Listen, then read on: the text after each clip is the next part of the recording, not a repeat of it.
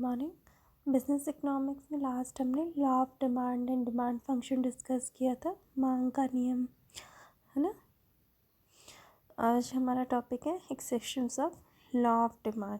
ठीक है, यानी मांग के नियम की अपवाद की बात हम करेंगे। So according to the law of demand, other thing being equal, more of commodity will be demanded at a lower price than at a higher prices. The law of demand is valid in most of cases. However, there are certain cases where this law does not hold good. And the following are our exceptions to the law of demand. यानी कि मांग के नियम के अनुसार भाई क्या है कि उच्च मूल्यों की तुलना में नीचे मूल्यों पर किसी वस्तु की अधिक मात्रा मांगी जाएगी यदि अन्य बातें समान रहें।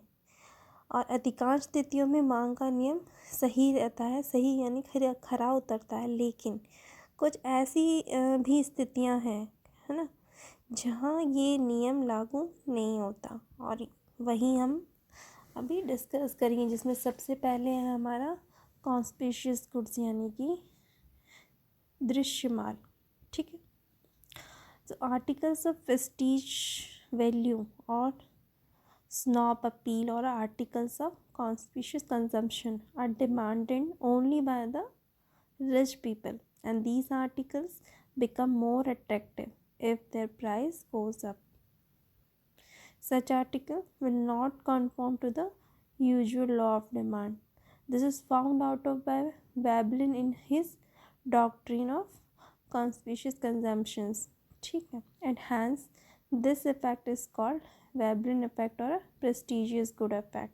ठीक है, कहने का मतलब है जो प्रतिष्ठा मूल्य की वस्तुएं होती हैं, ठीक है, या फिर हमें दृश्य उपभोग के सामान, ये केवल मालदार लोग, ठीक है, रिच पीपल द्वारा ही मांगे जाते हैं, और ये वस्तु और अधिक आकर्षक हो जाती हैं कब, जब इनके मूल्य बढ़ते हैं। ऐसी वस्तुएं मांग के सामान्य नियम का पालन नहीं करती। ठीक है, और ऐसे वेबलिन द्वारा अपने दृश्य उपभोग के सिद्धांत में पाया गया।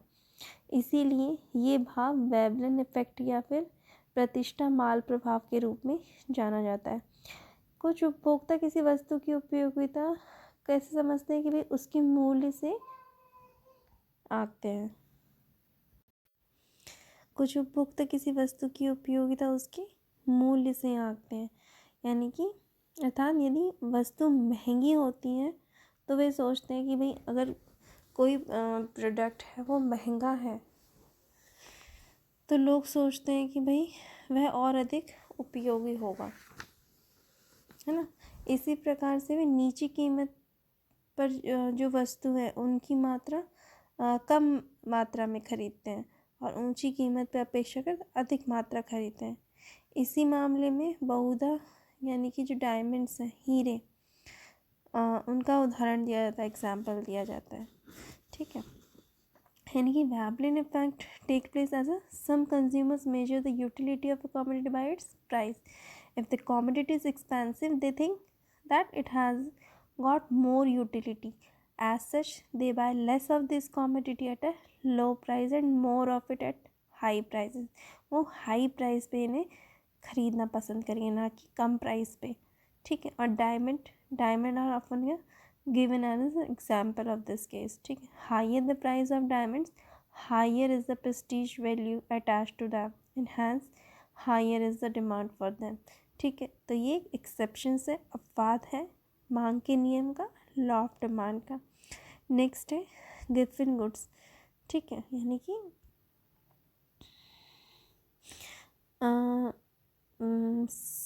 सर रॉबर्ट गिफिन, ठीक है, एक स्कॉटिश इकोनॉमिक्स और स्टैटिस्टिशियन थे। वो was surprise to find out that as the price of bread is increased the British worker purchase more bread and not less of it. This was something against the law of demand. Why did this happen? The reason given for this is that when the price of bread went up, It caused such a large decline in the purchasing power of the poor people that they were forced to cut down the consumption of meat and other more expensive foods. Since bread, even when its price was higher than before, was still cheapest food article. People consume more of it and not less when its price went up. Giffen goods की बात करते हैं sir Robert Giffen नामक हमारे एक अर्थशास्त्री थे जिन्होंने ये चीज़ पाई कि भाई जैसे जैसे रोटी की कीमत बढ़ती ब्रेड की कीमत बढ़ती गई। जो ब्रिटिश कर्मचारी थे उन्होंने क्या है रोटी कम खरीदने की अपेक्षा क्या किया उसे और अधिक खरीदने लगे। ये बहुत कुछ क्या है मांग का जो नियम है उसके विरुद्ध है। और ऐसा क्यों हुआ? इसके लिए ये तर्क दिया गया था कि भाई जब रोटी की कीमत में वृद्धि हुई तो गरीबों की जो क्रय शक्ति थी परचेजिंग पावर था वो इतनी नीचे चली गई कि उनको जैसे मांस और अधिक महंगे खाने के उपयोग में कटौती करनी पड़ी। और क्योंकि रोटी की कीमत बढ़ जाने के बाद भी ये अभी भी अपेक्षाकृत क्या थी सबसे सस्ता खाना बनी हुई थी और इसीलिए लोगों ने इसे अधिक खाने लगे और इसकी मांग ऊपर जाने लगी। ठीक है, तो ये हमारा हो गया गिवन गुड्स। नेक्स्ट है दिखावटी आवश्यकता यानी कि कॉन्स्पिशियस नेसेसिटीज़। ठीक है,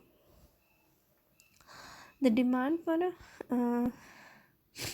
certain goods is affected by the demonstration effect of the consumption pattern of a social group to which an individual belongs.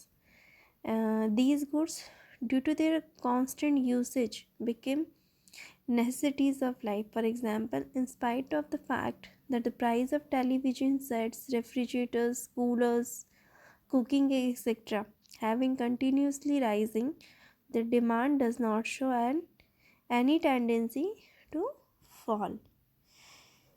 दिखावटी आवश्यकताएं जैसे कि कुछ वस्तुओं की मांग एक ऐसे सामाजिक वर्ग के उपभोग ढांचे से प्रभाव से प्रभावित होती है जिसमें क्या है व्यक्ति विशेष संबंध रखता है। अपने सतत उपयोग के कारण कंटिन्यू कंजम्पशन की वजह से ये वस्तु जीवन की क्या है आवश्यकता बन जाती है, क्या नेसेसिटी बन जाती है। उदाहरण के लिए इस तथ्य के बावजूद कि television, fridge, cooler, cooking gas जैसी चीज़ों के दाम निरंतर बढ़ रहे हैं लेकिन उनकी मांग में कोई गिरावट की प्रवृत्ति नज़र नहीं आती। ठीक है, नेक्स्ट है इसमें हमारा फ्यूचर एक्सपेक्टेशन अबाउट प्राइसेस, मूल्यों के बारे में भावी संभावनाएं। So it has been observe that when the price is rising, households expecting that the price in the future will still higher tend to buy large quantities of such commodities. ठीक है, example की बात करें, for example, when there is a widespread drought, people expect that prices of food grains would rise in future. They demand greater quantities of food grains as their price rise. However, it is noted that here it is not the law of demand which is invalidated, but there is a change in one of the factors which was held constant while driving the law of demand, namely change in the price expectations of the people. मांग का नियम अगर मूल्यों के बारे में भावी संभावना जो हमारा पॉइंट है इसमें देखें तो ऐसा देखा गया है कि भाई जब मूल्य बढ़ रहे होते हैं तो क्या है लोग ये आशा करते हैं कि भविष्य में कीमत क्या है और भी बढ़ेंगी और वे उसे वस्तु को और अधिक मात्रा में खरीदने लगते हैं। उदाहरण की बात करें तो जब व्यापक सूखा पड़ा तो लोग ये आशा करते हैं कि भाई भविष्य में जो खाद्यान्न हैं उनके मूल्य बढ़ेंगे और जो जो उनके मूल्य बढ़ते जाते हैं तो वे खाद्यान्नों की और अधिक मात्रा की मांग करने लगते हैं। लेकिन ये उल्लेखनीय है कि भाई यहाँ पे क्या है जो मांग का नियम है लॉ ऑफ डिमांड है वो क्या है जो अप्रभावी हो जाता है। इसका कारण नहीं है, क्यों? इसका कारण ये है कि इनमें से अनेक घटकों में से एक घटक में परिवर्तन है। जो फैक्टर्स हैं लॉ ऑफ डिमांड के, उनमें से एक फैक्टर में चेंज है ना, परिवर्तन है, जो है मांग के नियम की उत्पत्ति में सतत बना रहता है, या फिर लोगों की मूल प्रत्याशाओं में परिवर्तन। ठीक है, फिर है हमारा डिमांड फॉर नेसेसरीज। हाँ, यानी कि अनिवार्यता के लिए मांग। The law of demand does not apply much in the cases of necessaries of life. Irrespective of price changes, people have to consume the minimum quantities of necessary commodities. Similarly, in practice, a household may demand larger quantity of commodity even at a higher price because it may be ignorant of the ruling price of the commodity. Under such circumstances, the law will not remain valid. For example, food, power, water, gas, etc. अनिवार्यताओं के लिए मांग की बात करें तो मांग का नियम क्या है, जीवन की अनिवार्यताओं की दशाओं में बहुत अधिक लागू नहीं होता। ठीक है, मूल्यों में परिवर्तन को देखे बिना लोगों को आवश्यक वस्तुओं की न्यूनतम मात्रा का उपयोग तो करना ही पड़ता है ना। इसी प्रकार व्यवहार में एक जो गृह स्वामी है ना, हाउस होल्ड की जो बात की है, वो क्या है, मूल्यों पर भी अधिक ऊंचे मूल्यों पर भी किसी वस्तु की अपेक्षाकृत बड़ी मात्राओं की मांग कर सकता है, क्योंकि वह वस्तु के प्रचलित मूल्य के प्रति अनजान हो सकता है। ऐसी परिस्थितियों में नियम खरा नहीं उतरेगा। और उदाहरण इसमें है भोजन हो गया, पावर हो गया, पानी हो गया, गैस और एक्सेट्रास। फिर आ जाता है हमारा इसमें स्पेक्यूलेटिव गुड्स, यानी कि सट्टेबाजी वाला माल। तो in the speculative market, particularly in the market for stocks and shares, more will be demanded when the price rising and less will be demanded when price decline. यानी कि सट्टेबाजी वाले बाज़ार में विशेषता क्या है, स्कंद एवं शेयरों की मांग उनके दाम बढ़ने के साथ अधिक होगी और दाम गिरने पर कम होगी। The law of demand will also fail if there is any significant change in other factors on which demand of a commodity depends. If there is a change in income of the household or in the price of related commodities or in taste and fashion etc., the inverse demand and price relation may not hold good. यानी मांग का नियम उस दशा में भी भंग हो जाएगा। कब? जब ऐसे अन्य घटकों में कोई महत्वपूर्ण परिवर्तन आ जाए जिन पर वस्तु की मांग निर्भर करती है। लोगों की आय में परिवर्तन या वस्तु के मूल्य में परिवर्तन या फिर लोगों की रुचि या फिर फैशन में परिवर्तन के कारण क्या होगा, मांग और मूल्य का जो विपरीत संबंध हो सकता है, या ये संभव है कि मांग का नियम लागू ना हो। ठीक है, तो ये हमारे हो गए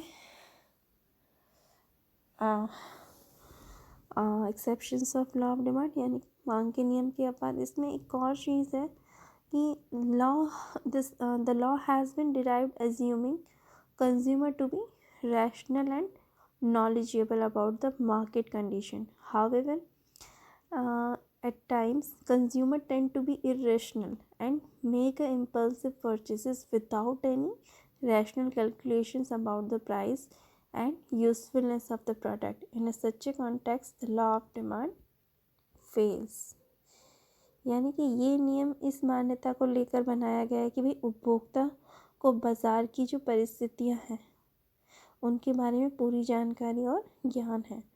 वैसे ऐसे समय में उपभोक्ता अविवेकी से हो जाते हैं और उत्पाद के मूल्यों और उपयोगिता के बारे में क्या है, औचित्यपूर्ण दिमाग से सोच समझे बिना ही वो क्या है उसे परचेस करते हैं, क्या करने लगते हैं। और ऐसे संदर्भ में क्या होता है, मांग का नियम है वो असफल हो जाता है।